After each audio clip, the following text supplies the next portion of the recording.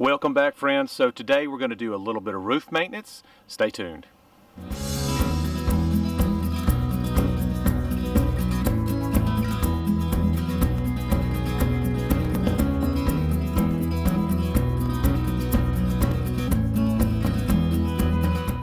Okay, here we are on the dreaded RV top. I don't think anyone likes to come up here. It's a little bit wobbly and you're, I don't know, 10 or 15 feet off the ground sometimes. But from time to time, there's some maintenance issues that need to be done, some preventative stuff. And that's what we're doing today. I don't have any leaks. We don't have any issues, but I want to keep it that way. And so today we're going to go over the lap sealants, how to check them, and then I'm going to do a little spot here just to show you if you do have an issue, how you address that. Okay, so here's our materials for the day. We've got a bunch of old rags. We don't mind being ruined. I've got some acetone. I don't think I'll be using it today, but you can use it. All right, and I'll tell you why in just a second. I've got some Eternibond cleaner here that I'll have left over. I'll show you one of the seals I did with Eternibond tape maybe at the end of this video, but we're going to use that first. But EterniClean is what it's called, actually has acetone in it, so I should be good to go on this TPO roof, and we'll talk about that as well. And then I've got some self-leveling sealant. This is very specific here. You're certainly going to want to find the sealant that is appropriate for your roof. So let's talk about that for just 1 second while we're at it. I have a TPO roof, which is very important for you to know what type of roof you have, whether it be rubber, EDPM, fiberglass. There's even some aluminum roofs out there. So make sure you know which roof you have, and then do the research to know which sealant you use. This is an Alpha Systems sealant that is this is required, or this is suggested, highly suggested for this particular roof, and you're going to have your own particular sealant for your roof. So make sure to do that research. All right, just so we're clear about what we're talking about here, this is your lap sealant, your self-leveling sealant, and you can notice this is our antenna right here, but this sealant is going to be around most of the openings on the top of your roof. So you've got the antenna here, you've got a little vent here, skylight vent here, there's a vent over there. You can see there's just lap sealant, obviously to prevent water from getting in, around all of the openings in the roof. So let's go over first on how to check and see if your sealant's okay. All right, working with some weird angles here, so bear with me, but the first thing we're going to check is this area here that goes from the roof to the sealant to see if we've got any big gaps in these areas. So this actually looks pretty good, but we're going to want to check this all around all of the different sealants on the top of the rig. So if you see any of these, even if it's just a small gap, you know, a little bubble maybe, something like that, you're going to want to address that. I actually don't have any examples up here on the roof right now, which is a good thing, but I think you'll know when you see it if you've got an issue with the contact point between the sealant and the roof.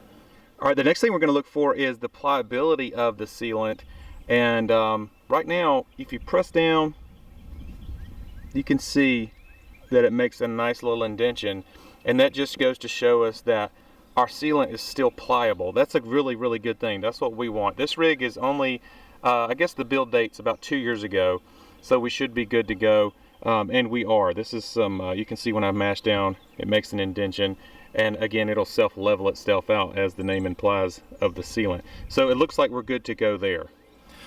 Okay, so I've checked all of my seals. All of my seals actually look really good.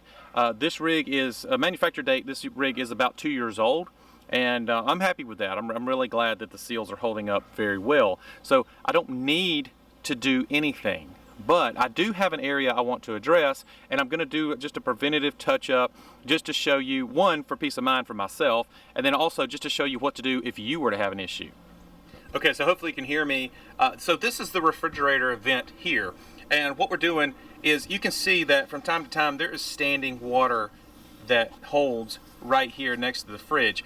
Well, my seal is good, and you can see the contact point between my sealant and the roof. It actually looks really good, but I'm going to run an extra bead here. I'm going to clean it, of course, which is very important. Prep work is key, but I'm going to clean it, and then I'm going to run an extra bead here just for peace of mind, and then also to show you what you would do if you were to have an issue. All right, let's go ahead and start cleaning this up first. I'm going to use the Eternaclean here. Again, you can use acetone if you need to. If you use acetone, make sure to just wet the rag with acetone. You don't want to just dump acetone all over your roof. Wet the rag and then wipe down with the acetone. But use this liberally. It's got a pretty good spray power to it. And then I'm going to go behind it. And it's acetone, so it's going to dry pretty quickly. You can see it's getting a lot of that grime out. And this is an area I really don't want any issues with. The fridge area is, just the RVs in general, is notorious for leaks. If you're going to have a leak, there's a good chance it might be at your fridge. And be careful, because this is sharp. Like, I'm getting close to cutting myself there.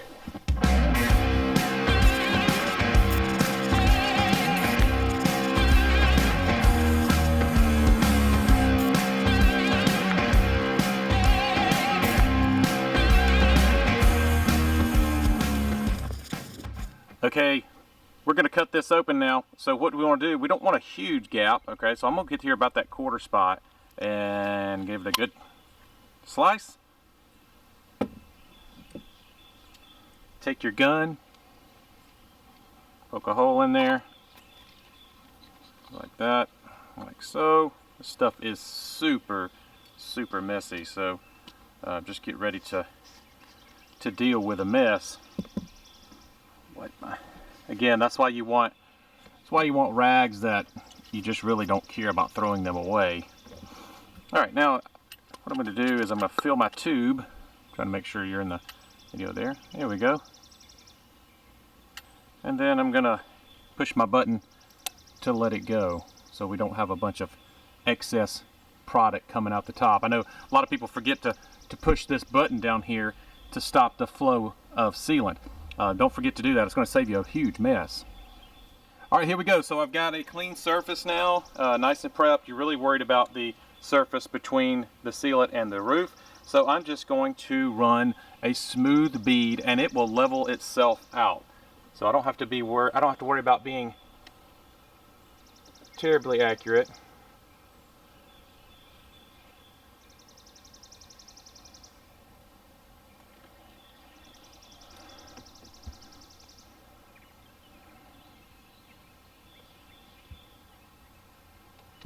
And don't be afraid to be very liberal with this stuff. You don't need a huge bead. You certainly don't need to put on as much as they did at the factory.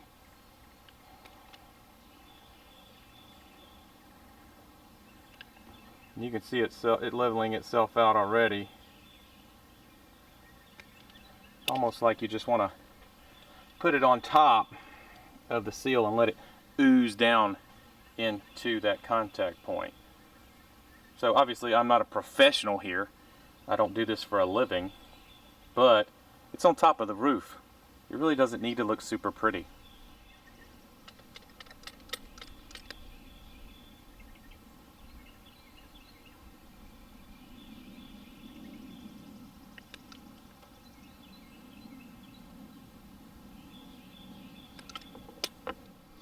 All right, guys, there you have it. That's basically it. Not a whole lot to it. Just make sure to clean it first, and then you make sure you've got a good seal between the old sealant and the new sealant and the roof. So it's almost like what I was doing is I was kind of just running along the edge of the top edge of the old sealant, and that new lap sealant would just kind of fall over and self-level into the new seal.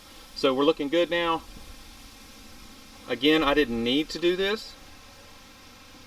I just did it out of preventative measures. And I know somebody said it way before my granddad, but granddad always said, an ounce of prevention's worth a pound of cure. Hope this was helpful, guys. Don't be intimidated by this job. It's not that bad. Okay, I told you guys I'd show you the turbine tape seals I did on the front and back. And I did this on the rear seal and the front seal where the roof meets the cap. Yeah, this is just something I would highly suggest. As a matter of fact, I will probably end up doing all of my lap seals with a Turnabond tape when it comes that time, maybe this winter or early next spring. It really just eliminates any need, at least for a very long time, to come up here and check these things.